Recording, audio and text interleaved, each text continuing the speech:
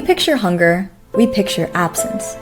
An empty fridge, an empty plate, a stomach begging for something, anything. But in America, hunger often wears a different face.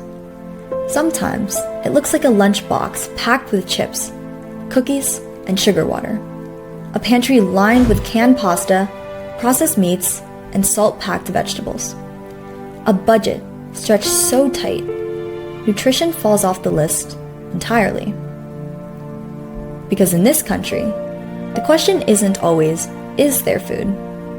It's what kind of food can you afford? And the answer, too often, looks like this. It was mainly processed food. It was mainly frozen food. I'll get a phone call and someone didn't eat and they're given the resource and they don't show up because they're scared too. It was, not a lot of meat. I mean, it was whatever meat they called in a frozen food thing. A lot of TV dinners and stuff like that. Chicken pot pies. It's not that people aren't eating. It's that they're eating what keeps them going, but keeps them sick. Yeah, the vegetables. On a whole, vegetables are so much more expensive today. And they're a necessary part of, our eating, what we need to survive. And they're just getting outpriced, almost out of reach for people like myself. To get fresh vegetables, fresh fruit, instead of something that's frozen, or to also like meat. That's my big thing. I want meat, a chicken, to be able to roast a chicken and stuff like that. That's the good stuff to me. But when $10 has to cover dinner for the week, a frozen pot pie becomes a luxury that lasts. And fruit, well, that becomes a craving that you can't indulge. Having that child scream, I want strawberries now, and mom's like, I gotta go home and wash it, but you don't get it. Just to see it in a child crying for strawberries, it's an important thing to offer to our families. This is the reality behind the numbers. Food insecurity isn't just about having enough to eat. It's about what kind of food can you access, and whether that food helps or harms your health. This isn't just a food issue, it's a policy issue, a health issue, a justice issue. This is what food insecurity really looks like, because being fed isn't the same as being well. And if we keep confusing fullness with nourishment, we will continue to leave millions behind. This is not just a story about hunger. It's a story about people. It's a story about what we don't see when we think of food insecurity. But it's also a story of hope, of action, of the strong, determined people who are fighting back, packing bags, rescuing food, cooking hot meals, and reminding us that no one deserves to be forgotten. These are their stories, and they matter, because our health is our future, and food is the foundation of that future. When we picture hunger, we picture absence. An empty fridge, an empty plate, a stomach begging for something, anything. But in America, hunger often wears a different face. A lunchbox packed with chips, cookies, and sugar water. A pantry lined with canned pasta, processed meats, and salt-packed vegetables. A budget stretched so tight, nutrition often falls off the list entirely. Because in this country, the question isn't always, is there food? It's what kind of food can you afford? And the answer, too often, looks like this. It was mainly processed food. It was mainly frozen food. I'll get a phone call and someone didn't eat and they're given the resource and they don't show up because they're scared too. It was, not a lot of meat. I mean, it was whatever meat they called in a frozen food thing. A lot of TV dinners and stuff like that. Chicken pot pies. It's not that people aren't eating. It's that they're eating what keeps them going, but keeps them sick. Yeah, the vegetables.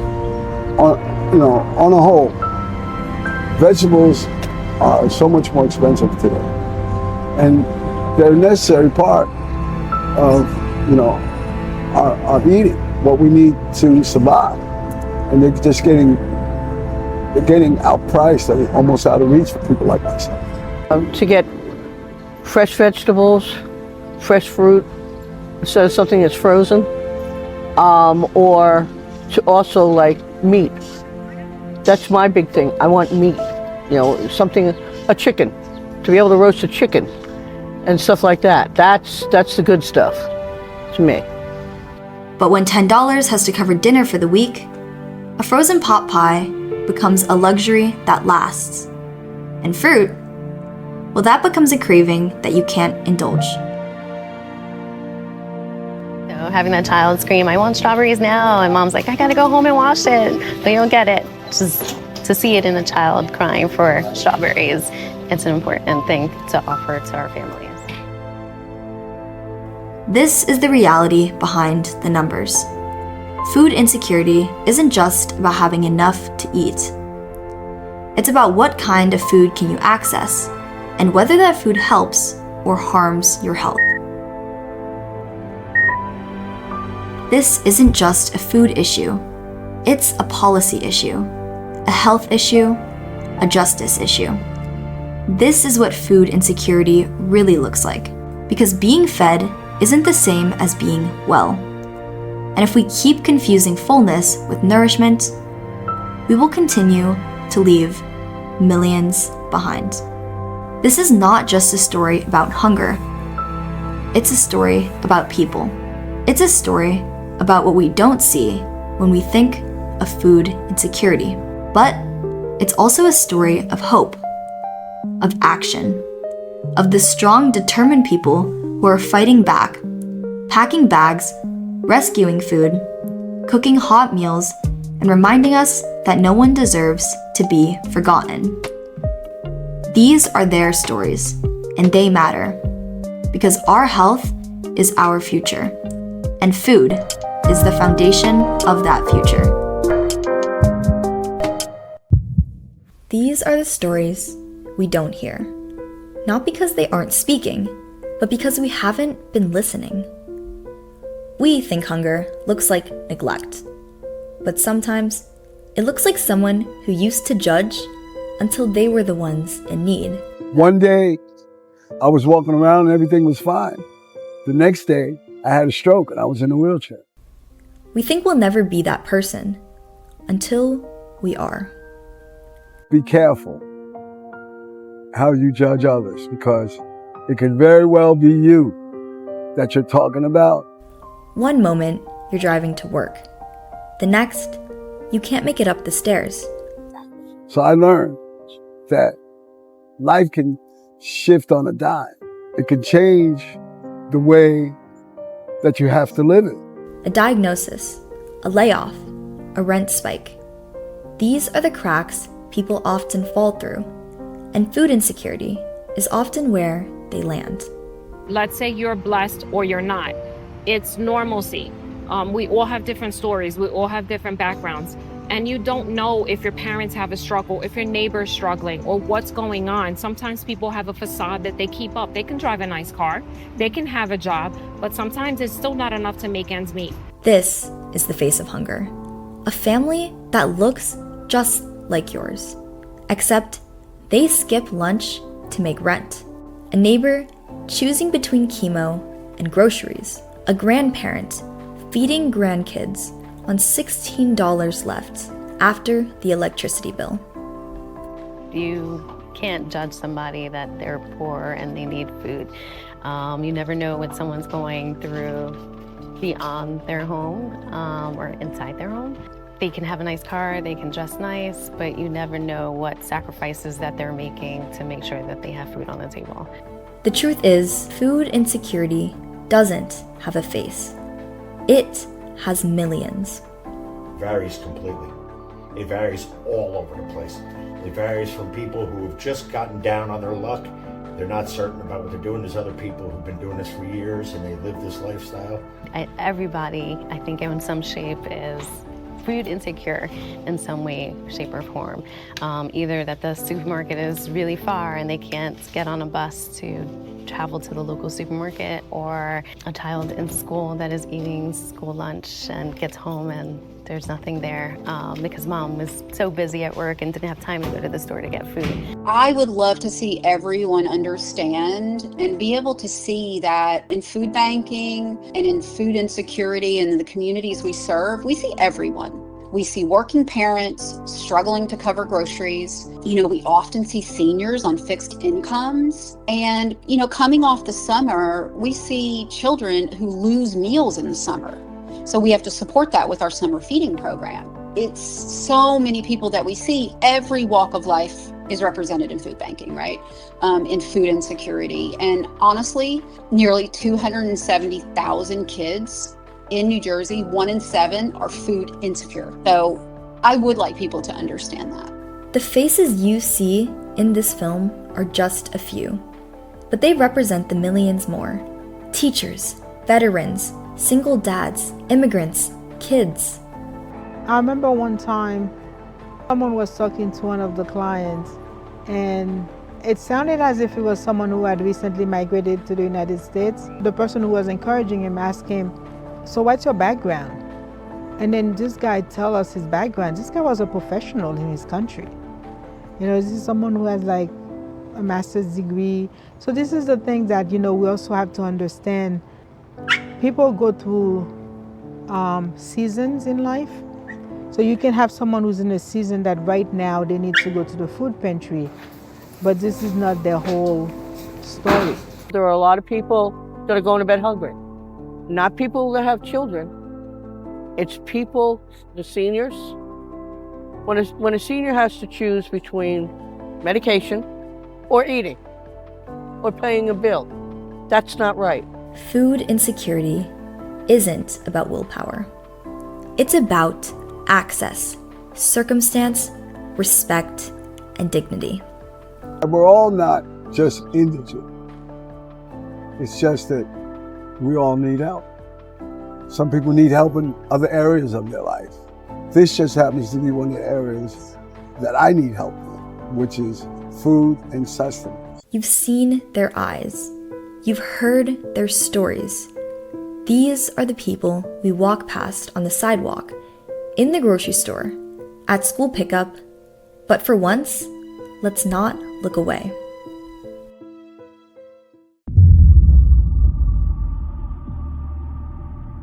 There is a crisis growing in the bodies of millions of Americans, and we've mistaken it for normal. It's not sudden, it's not even visible, and it's not contagious.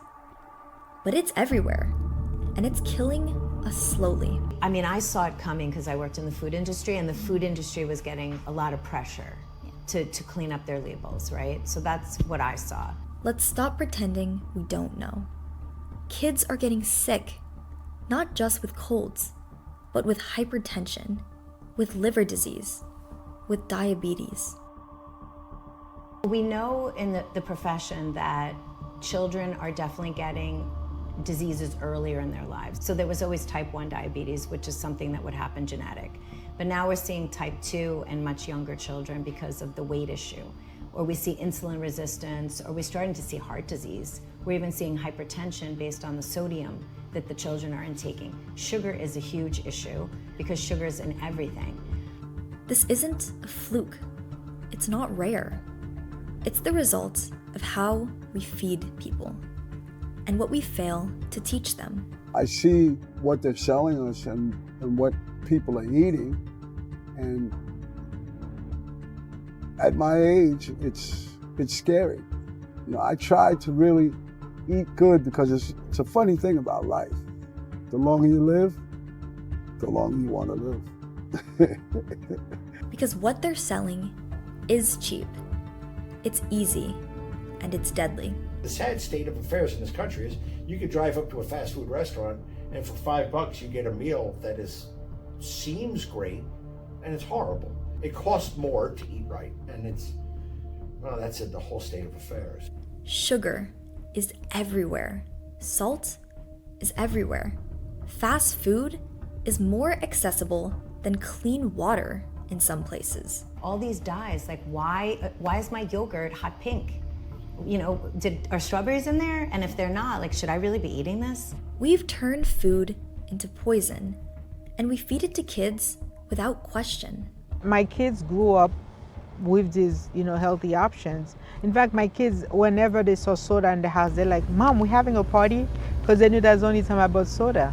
But guess what? They went to college and they ate everything that I didn't teach them to eat. But it will help though if you give them a foundation, because foundation is key. It's not just a lack of willpower, it's a system of overexposure, over-marketing, over-processing, and under-education. This is a high consumer buy the next best product, the next best tasting thing, the coolest thing. That's the way we live, right? This is not a preventative country. So if you're on the preventative side, you're working really hard. You're almost like an outlier. We don't fund prevention, we fund pills and hospital stays and ER visits. Pantries are filling a role that schools and supermarkets abandoned. That is a big thing with the food ordering. We're always looking for a nutritious food. We pass the sodas and the sweets and the junk food and gum and candy. The meat, the turkey, the chicken, and the vegetables. Those are the things that I get a lot of from the pantry. And I'm not one to speak often about a supermarket anymore, because I haven't been into a supermarket in a long time because of the pantry. But outside those doors, fast food rules, because fast is survival. First, a quick option for food. I'd get home from work, 5:30. By the time you cook something, you'll be eating later. And eating later isn't good for you either. So you end up making the quick meals. But this isn't just about poverty. It's about culture. It's about what we've made normal. It's about the foods that we promote when we celebrate, comfort, reward, and relax. What are we doing to promote fun? Because then that child is making that association. Oh, I'm having a great time. I'm gonna get munchkins. Why can't I get a watermelon? And when schools serve hyper-processed lunches, we say it's good enough. When you have a volume, they are serving hundreds of kids. So I just knew that they were not going to take the time and effort to make sure that the food that they are serving to all these kids in a limited amount of time was going to be healthy. So I just knew that. Even the stuff that they label as healthy is prepackaged with a lot of preservative. What if our entire definition of normal food is part of the problem itself? Should eat from nature. I think they should eat 90% of their food from the garden. I think they should stay out of the center aisles of the supermarket. Because when crisis hits, there is no quick fix. There is no special pill for immunity. You have to eat fresh fruits and vegetables, natural foods. You have to build your immune system. And that is really important. When a time of crisis hits, you're actually relying on your immune system. There's no quick fix for an immune system. And when kids don't learn that, when families don't have access, the cycle deepens. This is how family dinners disappear into paper bags and car seats. Is that the family meal is more than the food. So the family meal is socialization. You see it's a reduction in anxiety.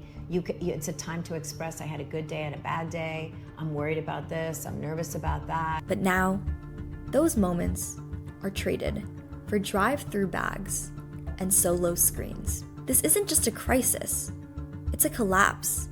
So let's call it what it is, an epidemic, and ask the question that no one wants to answer. If food is supposed to keep us alive, why is it killing so many of us?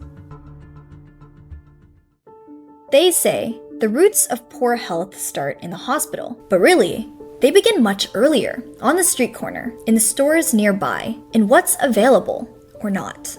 Public health officials call these places food deserts. On paper, that means communities with limited access to grocery stores. But in reality, it means something far more complicated. Un poco difíciles de hacer porque hay pocos negocios de comidas. No hay supermercados grandes. Sí cuesta mucho encontrar. Para nosotros los hispanos tenemos pocas tiendas y cuesta mucho. Hay que ir a otros lugares a comprar. For families here, access isn't measured in miles. It's measured in hours spent traveling, in buses taken, in what's missing from the shelves. Restaurantes también hay pocos. Es una comunidad pequeña y necesitamos como... me gustaría ver mucho más restaurantes, mucho más tiendas de comida. Así que cuesta un poco encontrar todo lo que uno busca. This is what the USDA definition erases. A neighborhood may have a store, but if that store doesn't carry what families need, then what kind of access is it really? En mi comunidad necesitamos a veces más productos de nuestros países y cuesta encontrar muchas cosas como algunas frutas que no vemos por acá, vegetales diferentes que necesitamos para hacer nuestras recetas familiares de nuestros países, comer comida de nosotros. Y sí cuesta, pero no es muy buena calidad las cosas que hay, porque a veces tardan mucho estar en la tienda quizás y cuesta mucho encontrar, así que... The USDA doesn't ask whether food is fresh or whether it allows families to keep their traditions alive. It only asks whether a store exists. Here in Suffern, there is not a supermarket. We did have a supermarket, ShopRite, close by, and they closed. To get food from a supermarket, we either have to go into Jersey to get food or go up to Monroe to get food. For a person in a car is 15, 20 minutes away. Person on the bus might take an hour to 2 hours to get food. So yes, our neighborhood is it is a food desert. There are local villages that we do support. There's not a market or a store in the corner for them, so they would have to come out of their villages to access food. Choice narrows to what's cheap, shelf-stable, and consistent. When families can choose foods that match their culture or health needs, it affirms dignity. It's not about just the calories, it's about nutrition, health, and being respected. Yo en casa me gusta hacer muchos tacos porque es fácil para mí hacerlos porque sé bastante de comida mexicana y sí se encuentra. Las tortillas, carne, chile, todo lo picante, sí se encuentra. Entonces, yo hago normalmente muchos tacos. Claro, yo entiendo que en este país y en otros países está subido muchos los precios de los alimentos. Así que a veces también se pueden hacer comidas buenas con poco dinero para comprar. Los clientes mencionan lo difícil que es encontrar frutas o verduras en otras tiendas por aquí. Sí, nos han dicho mucho que ellos tenían que viajar de aquí a la zona de Spring Valley porque allá había la mayoría de productos frescos, lo que es en sí las verduras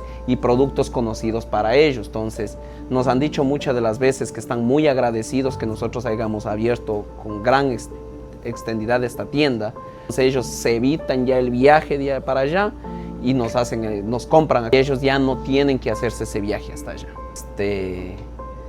En sí la tienda nos ofrece mucha variedad de productos, más a la zona pegada de aquí a las personas que residen aquí, que son la mayoría hispanos.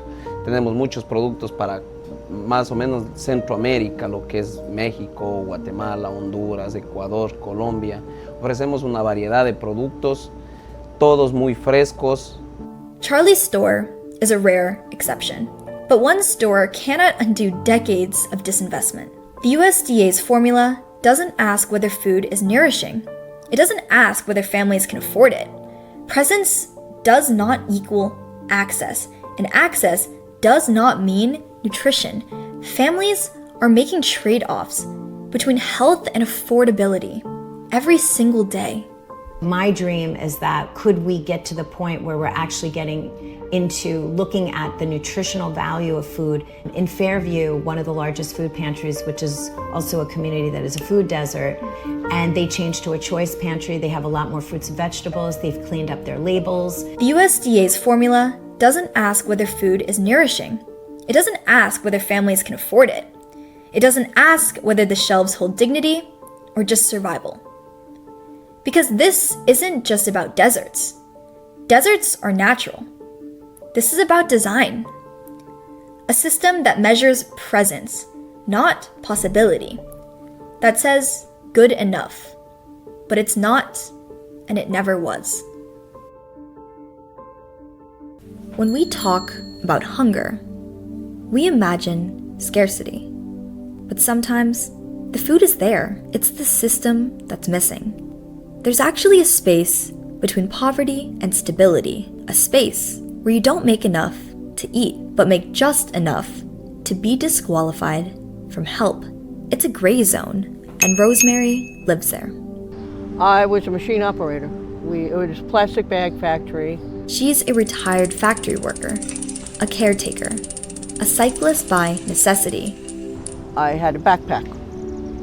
My trusty backpack was my life at that time. And I would go to the store on the way home from work on the bike. My friends would say, how can you do that? How? Because you don't have a choice. So I learned the bicycle, my main source of transportation. Every ride was a risk. Every route was a workaround. Her commute wasn't about convenience. It was about survival. I knew my limits, but it was more that it was what I could afford. So you would go in and you'd say, okay, well, we can't get this, but I can get this. Because I find that when you are struggling, you don't have a choice. That's what you have to do. Inflation and rising cost of living, that means more working families now seek help, not just those traditionally thought of as in need. This is what food insecurity looks like when no one is watching. No dramatic collapse, just quiet calculations on a moving bike. But food isn't the only thing people in the gray zone lose. They lose the right to be seen. You became a statistic, not a human being. We have to eat. It doesn't matter that we fall out of that, what they considered poverty. You still have an empty stomach. And that isn't right. And it shouldn't be that somebody falls through a system because of that. In 1989, Rosemary applied for help. Her mother had just passed away. She was alone. She asked for food stamps and was denied. When my mother passed away, I went and applied for everything because it was just me. I wanted food stamps and stuff. I wasn't asking for a lot. I just needed something to help me. And they told me, I made too much money. I felt like saying, live off my salary. She wasn't alone in falling through the cracks. My roommate had asthma. When we decided to go apply for stuff for her, she was turned down. And I'm like, what? And so then I'm like, she needs medical. Well, no. She made $50 over because she had a pension from the place that she had previously worked. And it was very frustrating. The system sees numbers, but numbers don't carry groceries up 3 flights of stairs. Numbers don't cook meals with half an onion and a bag of beans. People do. To me, everybody should be treated as a human, as one person. Like if I went in there, it should be Rosemary, not, well, how much does Rosemary make? But in the gray zone, you are only what you earn, not what you endure. It's very frustrating because then you get to the point where you're like, well, I don't qualify, so why should I even bother to try? And that's sad too, because people are missing out on things that they could qualify for now. Every week, Rosemary does the math. Food or medicine, bus fare or cat food. Every number comes with a cost. About $10. $10, yeah. It was weekly, so you just had to make it through to Friday, to the payday.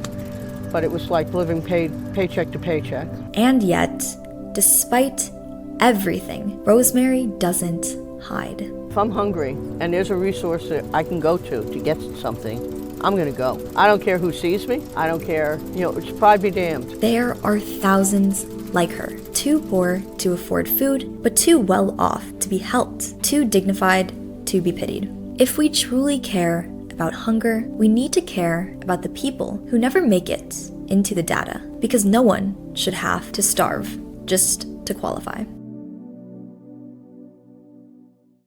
Sometimes, change doesn't start with a law or a $1 billion grant. It can start with a locker, a hallway, a folded tote bag, and it can start from anywhere, from anyone. The Pantry Bag Project is a student-led project.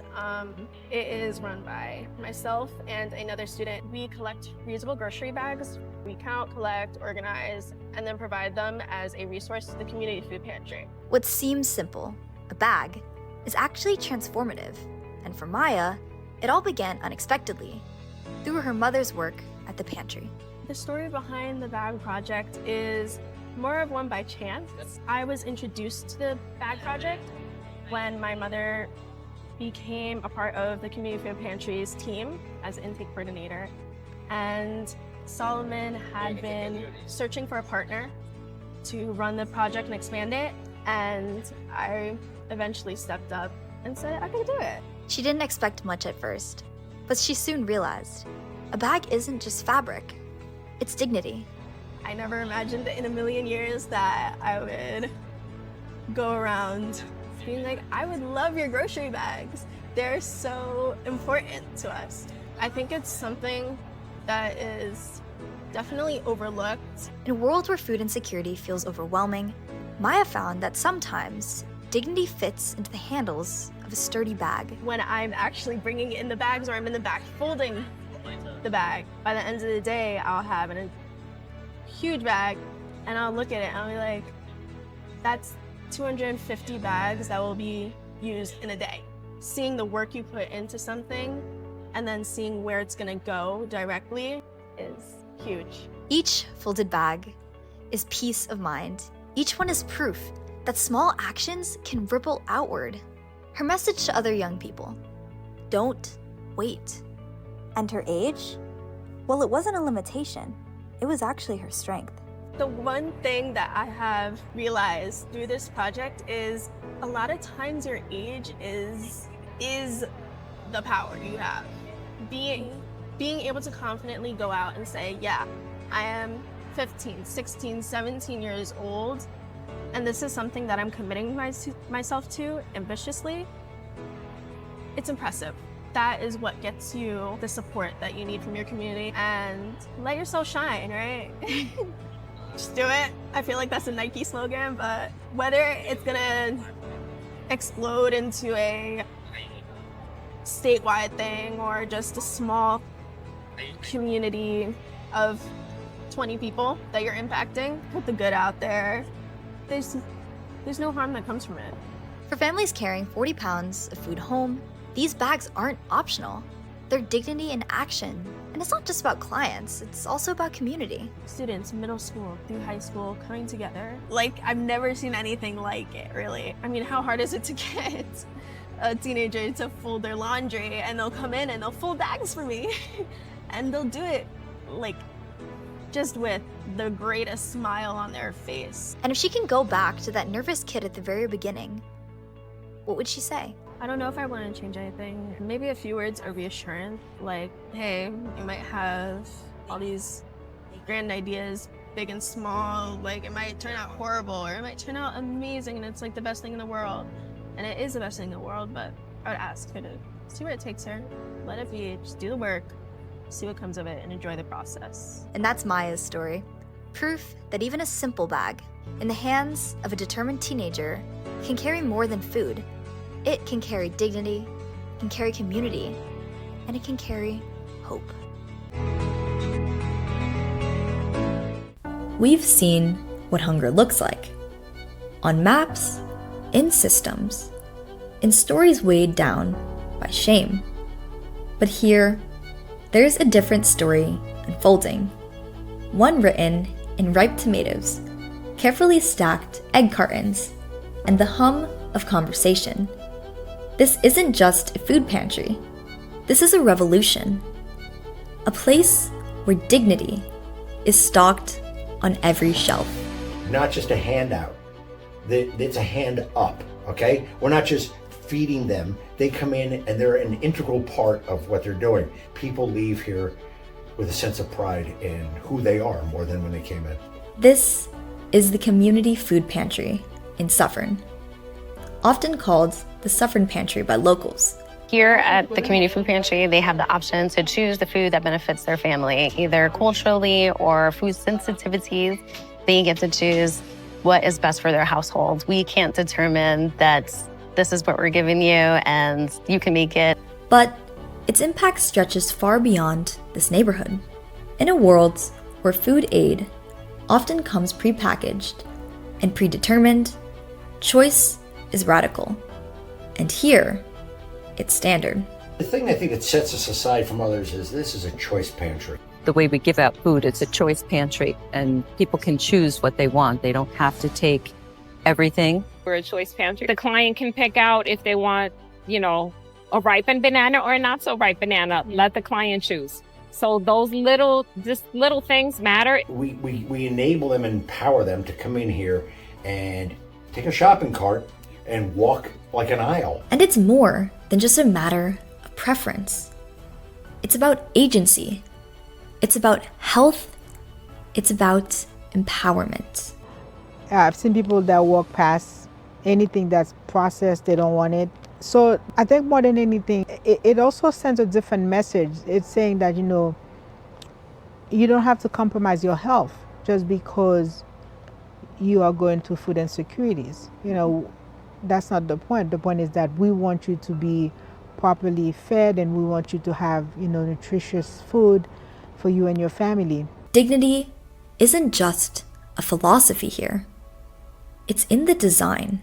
When they started the pantry, people did have the choice. Then COVID hit and they didn't have the choice and it was bagged into the cars. So bringing this aspect of it back, it does create dignity, respect, and having them come in, we build a stronger sense of community because we have interactions with our neighbors and hear stories, and we can encourage them along in their journey of life. Choice pantries, they're offering not only choice and dignity in the way that any of our neighbors can go in and choose the food that they're bringing home to their families. There are also resources at most of the choice pantries, and that's really the focus of food banking in the future. It's like it really offers that center in the community where you can get more support, not just the food that you need, but support to be successful in the future. When you give people choice, they choose well. When you offer fresh produce, it's the first thing to go. When you trust people, they thrive. People who go to a regular grocery store, the trend is to buy healthy food, so why wouldn't it be here? And we treat these people the same we would want to have them treated at a regular grocery store. Healthy choices aren't a luxury here. They're the baseline.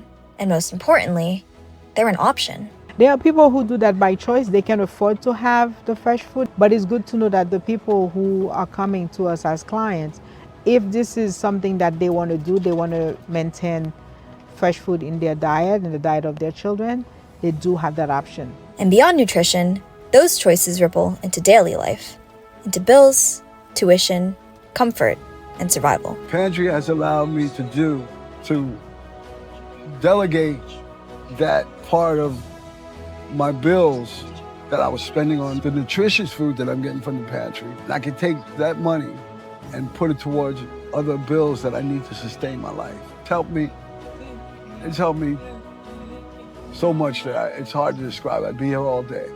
This is what happens when you give people more than food. When you give them the space to say, I deserve this, and I'm not alone. If you could describe this pantry in 3 words or a sentence, what would you say? Just loving people where they are, meeting them, their needs where they are. Happiness, contentment, security. Food insecurity isn't just about hunger, it's about power.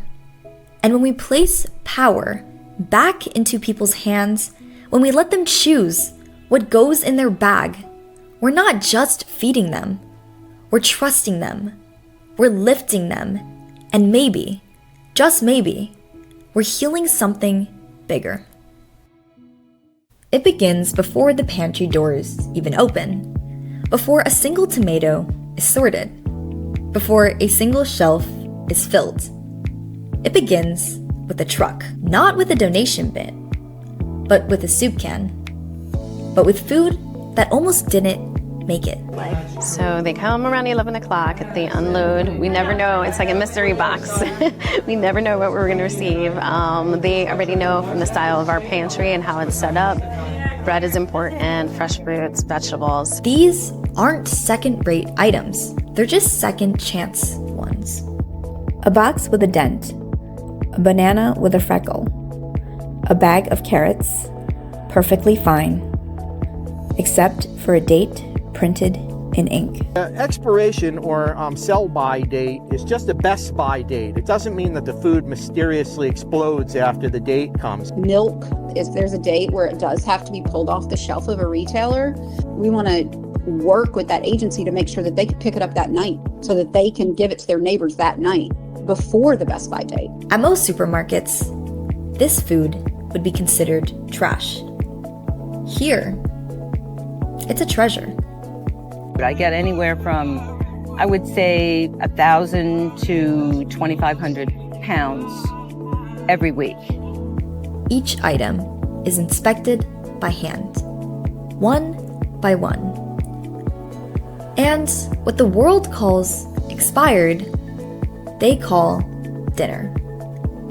But what happens next is a process few people ever see. What are you doing right now? We're sorting produce. Sometimes things are in big packages and have to be broken down, or we have to make sure that nothing is, going bad inside. I am bagging the recovered lettuce that we got today. So yeah, I mean, most of this lettuce looks good, so it's going to go in the bag, and it's good, nutritious food for the clients. And overseeing all of it is Terry. We asked her to walk us through a single day of rescue from start to finish. On Mondays, I text my group that I have active right now, and I find out who's available to come in. The day on Tuesday, my group starts coming in around 10:30. We start setting up the tables, the signs, the crates, and whenever the order comes, I'm there to unload the truck. The guys are there, all there to help. And as it comes off the truck, I usually try and check the dates. I check for freshness. I always say, one bad apple spoils the whole bunch. That's what the store does. If they find one old or rotten bag with bananas or oranges or apricots, they get rid of the whole thing because they can't sell it. Yeah. But normally that would go to a landfill.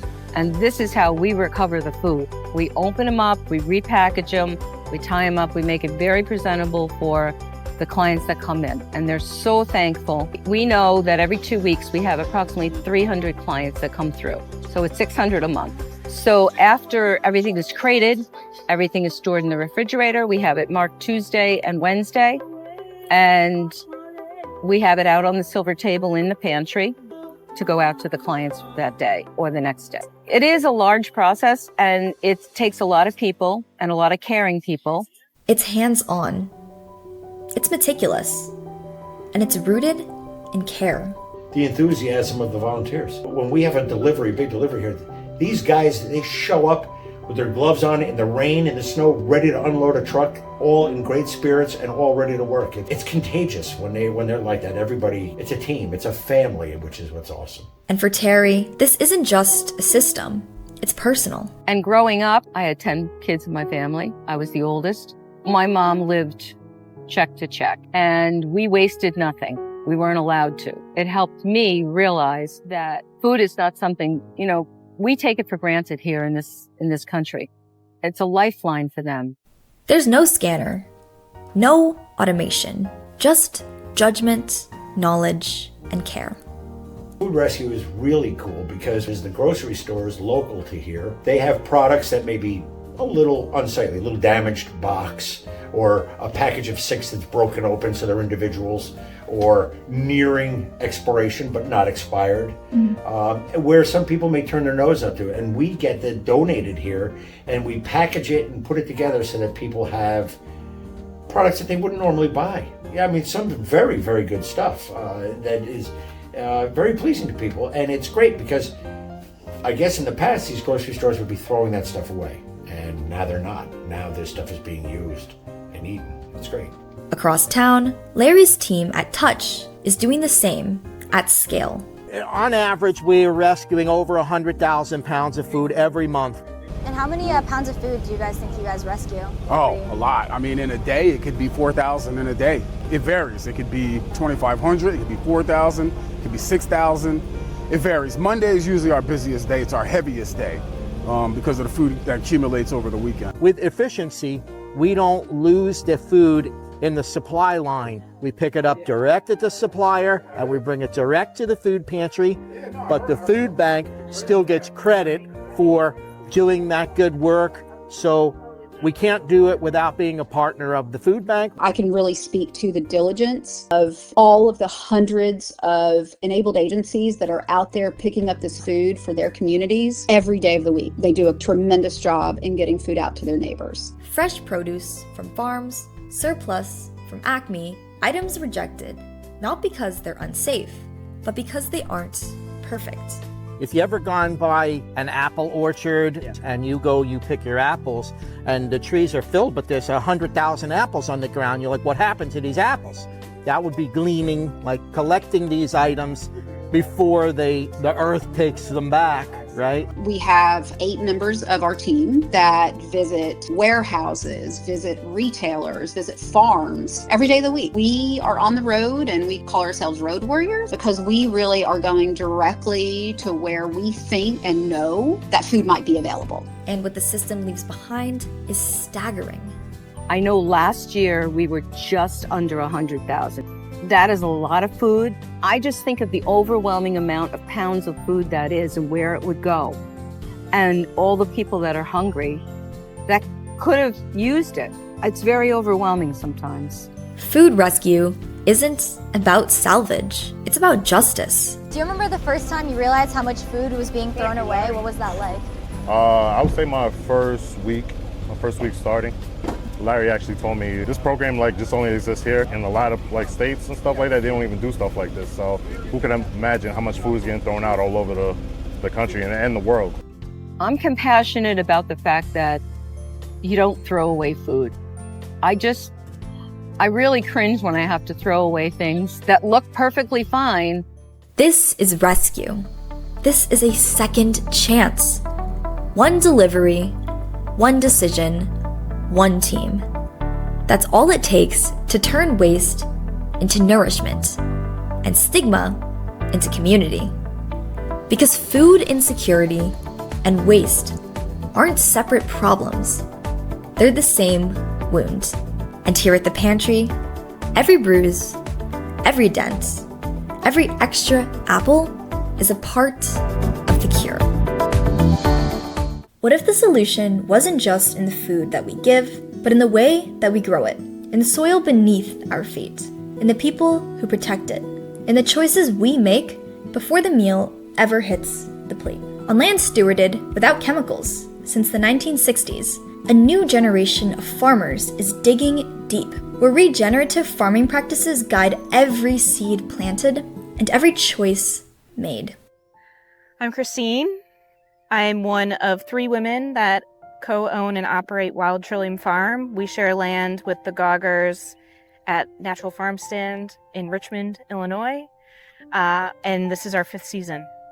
Every week, Wild Trillium Farm packs up the best of what the season has to offer. Through their CSA, they share fresh, local foods straight from the fields to the community. In general, the front end of the week is when we do a lot of our harvest for our CSA, which is community-supported agriculture. So we deliver a subscription of what the season is offering every week to our customers. We're really excited about offering a CSA because it gives folks the opportunity to learn like what's in season instead of just walking into the grocery store with a recipe list. This farm grows nourishment from the body and balm for the soul. The way that we farm, I think, is really important because it allows people to be more flexible and adaptable, and at the end point, ideally, is resilience. There's so many ways that we can engage with food that I think we've pulled ourselves away from. So I think medicine in that sense is like a self-care approach. Wild Trillium is rooted in regenerative farming on land that's never known chemicals, only care. Well, for us, chemicals should not be part of our food system. They don't need to exist. I think the land tells you when something's out of balance. On this land, soil isn't an afterthought. It's the foundation. For over 25 years, Farmer Gary has nurtured every inch without a single drop of synthetic chemical. Well, my grandfather bought the place in 1923. This farm has never had herbicide, pesticide, or fertilizer used on it. It's very quite fertile. Grandpa was basically organic biodynamic. You can improve soil. Soil's amazingly resilient if you've got time. And I've been building it up for 25 years now, and I've raised the soil organic matter. It used to be around 2.25% to 2.5%, and the whole farm now is at least 4.5%. Up to 7% organic matter. And when you get above 4%, that's a magic number, because then there's enough organic matter in the soil. As long as the weather's a little bit warm, you have enough nitrogen. So you don't have to worry about nitrogen in it. And because I use the compost, it's full of potassium, and we get the horse manure, so that's where you get your phosphates. If we want a future that nourishes us, we have to start by healing the soil beneath our feet. A lot of organic farmers say that they grow healthy soil instead of healthy food, and I think that would probably be the pin that's most important. The ecosystem evens itself out starting from the soil up, and I think people forget that that is possible. In a changing climate, water is sacred. Christine and her team rely on soil itself to retain life. Like the more organic matter and other land management practices that you can introduce to your soils and fields helps water retention. And this is one of the reasons why like organic farming is really important, because it doesn't only protect the soil and the crops that grow above, but it also protects what happens underneath the soil and like what happens beyond it, like within our water systems and in groundwater and everything like that. So at this farm, we don't do any irrigation. We instead focus our efforts on soil management. For Mitch, farming isn't just about taste. It's about being part of something real. Most of the time, this is like, it's labor, but it's also like therapeutic, and you feel a little more connected to the natural side of things. You know, I care a lot about the environment too, and you start to find out that all of that is just one big circle. It's like better practice for the land is better tasting food. And now, thanks to a 100-year conservation easement, this soil is promised a future, never to be buried beneath concrete, but forever rooted in growth, memory, and real food for generations to come. We're not doing this just for this one moment. Like, we're preserving this land for memories and futures we'll never know. And so I think that's really important, is that food production and caring for land is one of those like pretty classic opportunities to just like leave it better than you found it. On this land, we see the future blooming, not in numbers, but in nourishment, in choice, in community. Because food insecurity is not just about what's missing from the plate. It's about what's missing from the system. And what Wild Trillium shows us is how to start planting something better. Wild Trillium is more than a farm. It's a legacy in the making, a quiet revolution rooted in care.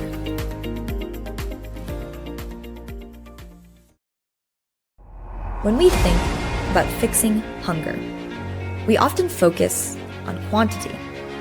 But what if the real answer isn't just more food? It's better food.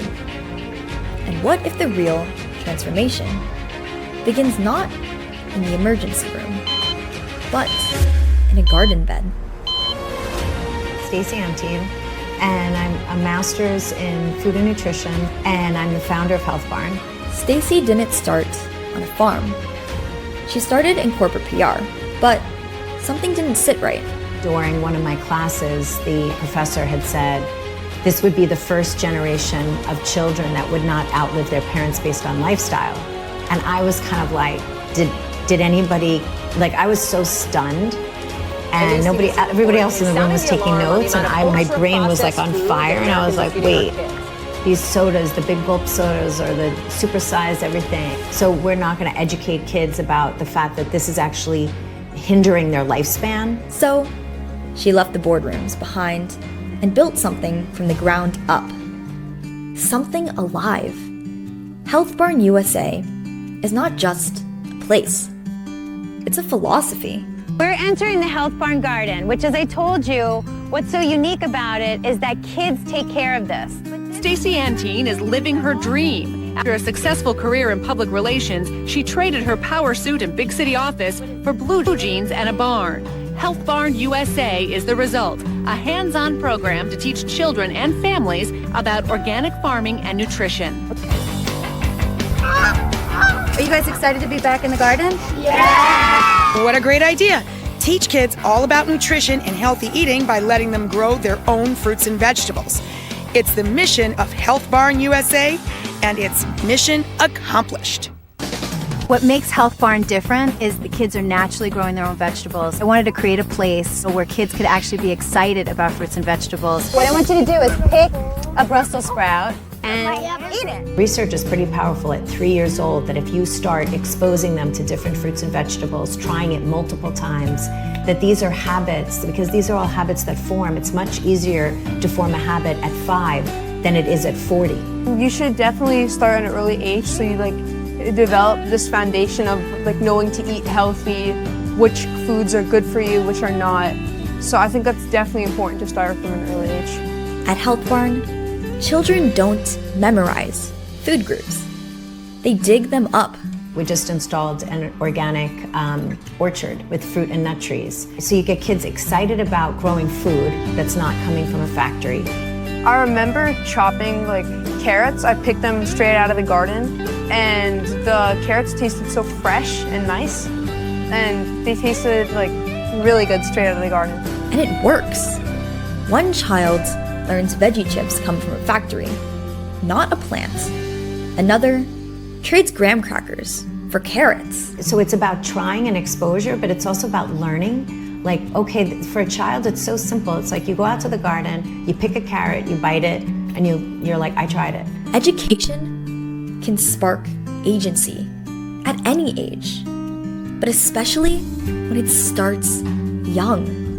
We have to teach people skills, not only nutrition education, which is important. We have to start teaching skills. Even now at Health Barn, when we're pulling things from the garden, we have to teach them, you don't put water on food that isn't going to be served on vegetables. You have to be able to peel the onions a certain way to keep them so they're not rotting. We did a lot of activities making and preparing healthy foods and learning about healthy snacks and what we should choose to eat. In 3rd grade, working with them on a hydroponics lesson teaches at a young age the pride of sustainability and growing food for their family.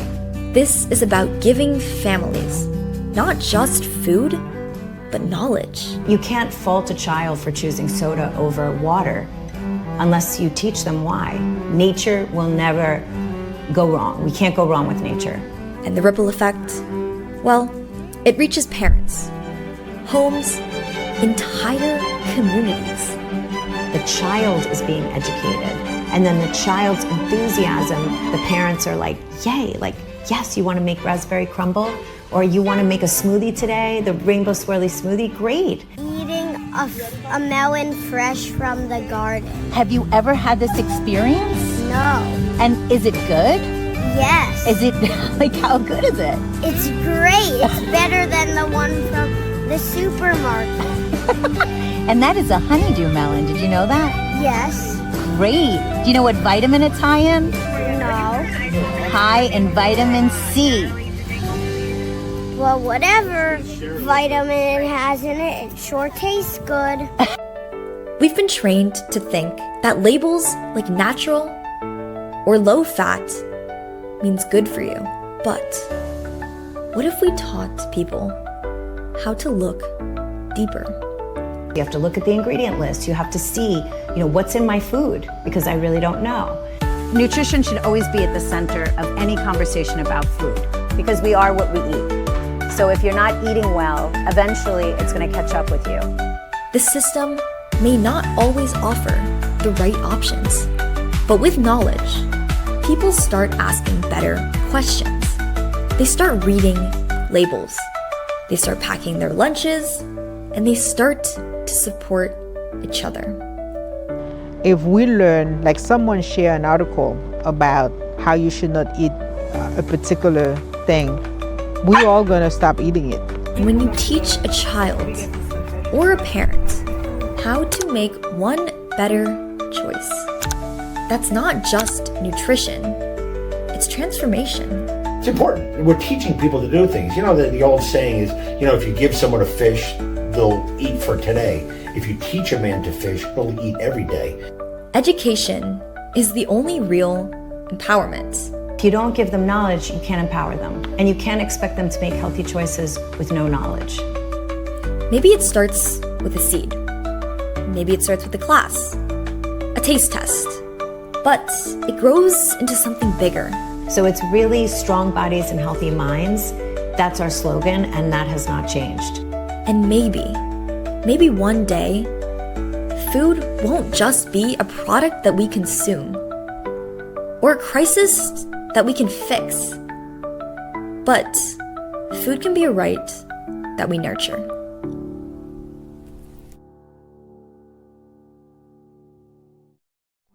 In a world where so many doors feel closed, volunteering opens them for the people who walk through the pantry doors and for the people standing there to greet them. When I started a year ago, I said it's magical, like Willy Wonka's factory. And it's just so magical when we open the doors and all the families come in, we hear their stories, they're excited to be here, they're happy, they're grateful. If more communities gathered to do this and bring in high schoolers, because you guys are the future and you are the teens, imagine when you're an adult and how many changes could be done and how many doors are gonna open. That's the power of compassion. Kindness turns fear into relief. Hope replaces shame.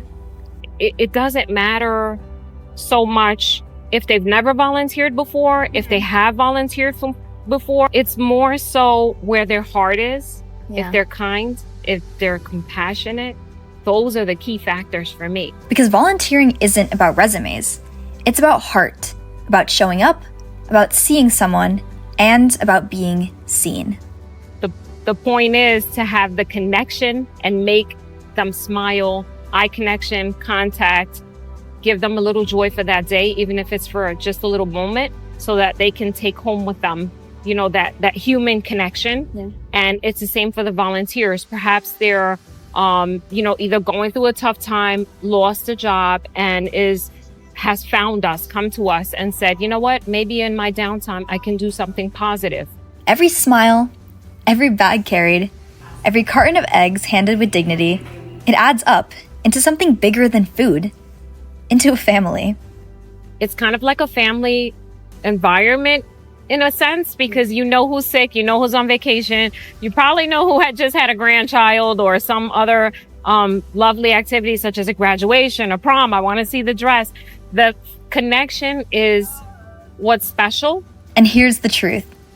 That family needs you. And I feel like everybody should feel that way. It's not like food insecurity, it's those people. It's like, no, these people live amongst ourselves. It could be our grandparents that we're not even aware of. We have to be aware that this is in our society, this is in our community. It's in our society as a whole, but it's in our community, and we need to help. And if you're in a position that you can help, help. Even on tough days, I think about the kids who count on us for their next meal. Knowing that what we do today can change tomorrow for another family, whether it be in a small way for us internally at CFB&J. We meet people every day, our volunteers, our many corporations and retailers and Feeding America. And it is every person that we speak to doing that small thing or doing whatever they can do, even if it's a big thing. Yes. That we're all working together as one community and that we all understand the common goal. It's making a small difference without you understanding or realizing the impact that you may have on someone. Always give it back, always pay back, no matter how successful you get or how much you struggle. It could be either end. Life is sometimes unbalanced and unfair, but it's nice when you can think about, being mature enough to know someday I'll be able to make a difference. I'll be able to help, and you should. Yeah. I can promise you that you should, because you don't know what walk of life you'll be at what point in your life that you may need help. But if you can give it, great. Hunger in New Jersey doesn't look like what you might expect. It touches working families, kids, and seniors in every county in New Jersey.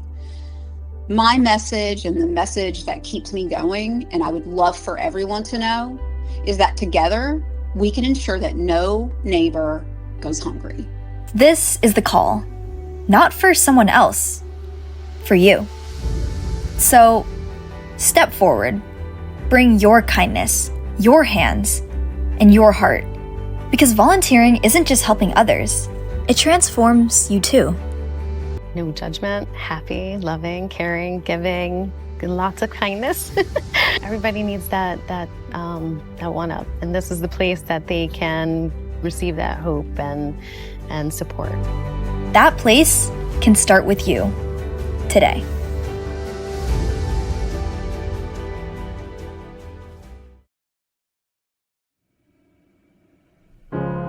You're broken down and tired of living life on the merry-go-round, and you can't find a fighter, but I see it in you, so we gon' walk it out. Move mountains, we gon' walk it out and move mountains. And I'll rise like the day. I'll rise unafraid. I'll rise up, and I do it 1,000 times again. And I'll rise up, I like the waves. I'll rise up, in spite of the ache. I'll rise up, and I do it 1,000 times again.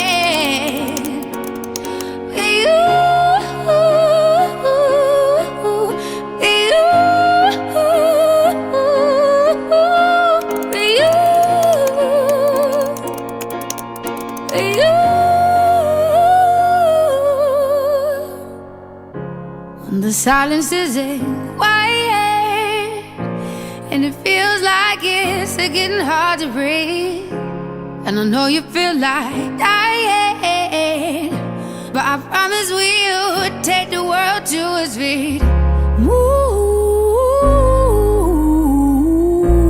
mountains, bring it to its feet. Move mountains. And I'll rise up, I'll rise like the day. I'll rise up, I'll rise unafraid. I'll rise up, and I do it 1,000 times again.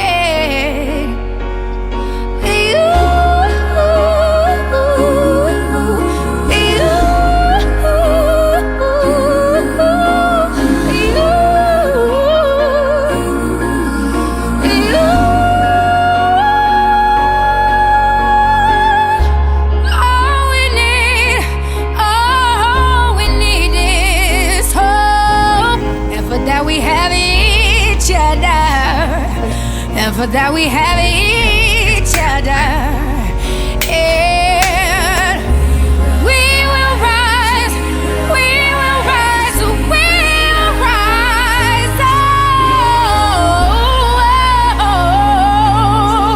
we'll rise. I'll rise up, rise like the day. I'll rise up, in spite of the ache.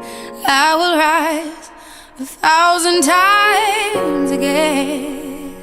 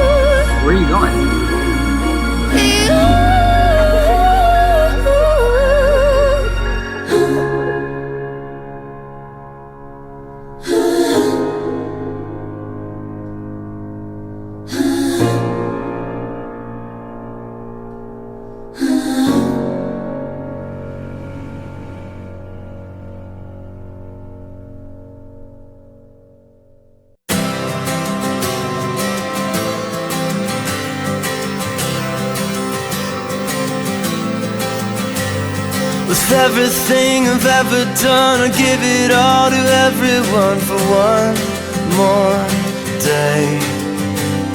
Another night I'm waking through another door I walk into, I can't break. And it's a winding road, and it's a long way home.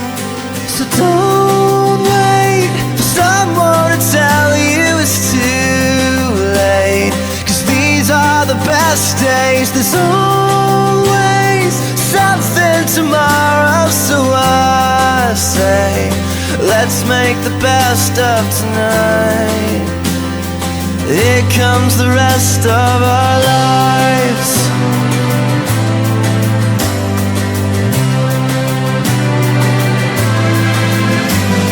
I count the steps, the distance to the time when it was me and you, so far gone.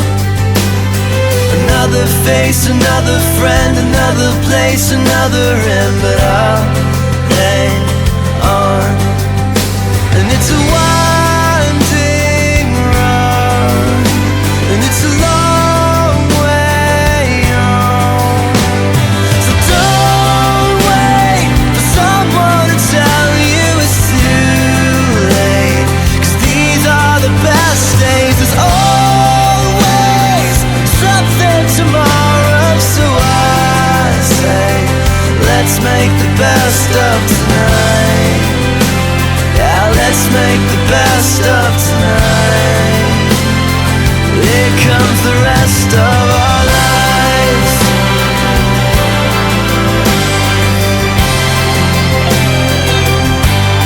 The rest of our lives.